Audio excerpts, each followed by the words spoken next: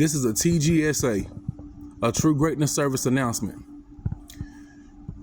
A wise man once told me one time, he said, Trey, sometimes when it comes to dealing with the devil, when he wants you to co-sign for something, he don't always require your signature. Sometimes he requires your handshake. And I thought about that when I was a kid growing up. I didn't get it then, but as I got of age, I get it now. And now I understand. A lot of times we see evil, we see disrespectful things going on, and we don't say nothing about it. And a lot of times, we put in positions where we don't want to lose what we have, or we don't want to lose what we got, or, we want to fit in, we want to be in the in crowd, and, we want people to like us. But, we're in the days now where, people are speaking out, and people are, standing up for themselves. And I say this in case in point, you have people that come into your life that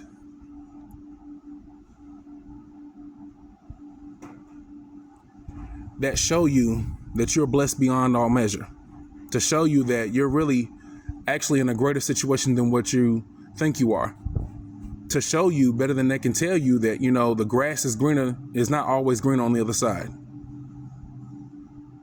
And a lot of times we get stuck chasing that greener grass to the point where we forget about, what we have and what we actually have is a good thing. We get stuck on, some cases the American dream, or some cases, the family with the white picket fence and all this other stuff and whatnot. And a lot of times we're surrounded by people who know that the people that you are connected to are no good for you. And they have times where it's like, well, I knew this person wasn't good. I knew this person was going to try and use you, but I just didn't say nothing about it, so I stayed out of it. They are every bit as responsible as the person that basically did you dirty. They're every bit as responsible.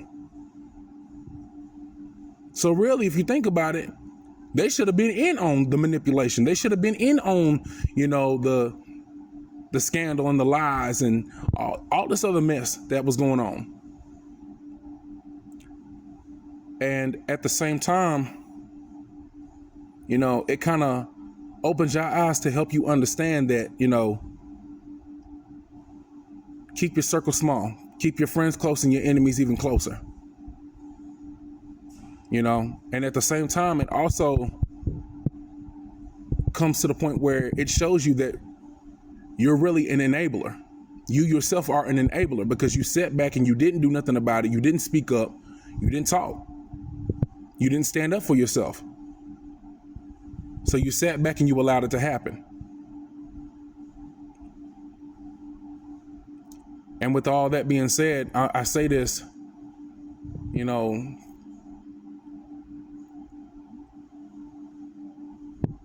as a harbinger, I say this to you: don't allow people to manipulate you. Don't allow people to put you in positions where you feel like you have to fight or defend yourself or do something drastic just to keep them around. No, cut them off. Don't be an enabler.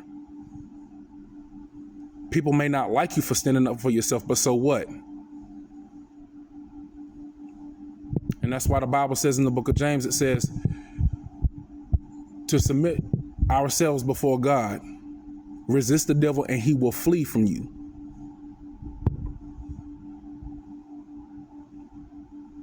We got to do a better job of resisting the devil. We got to do a better job of that. Me, myself, personally, I can tell you. And the devil might come in many forms. Comes in different forms. It all depends on what you're dealing with. So, above all, stand up for yourself and don't allow people to overtake you. Peace.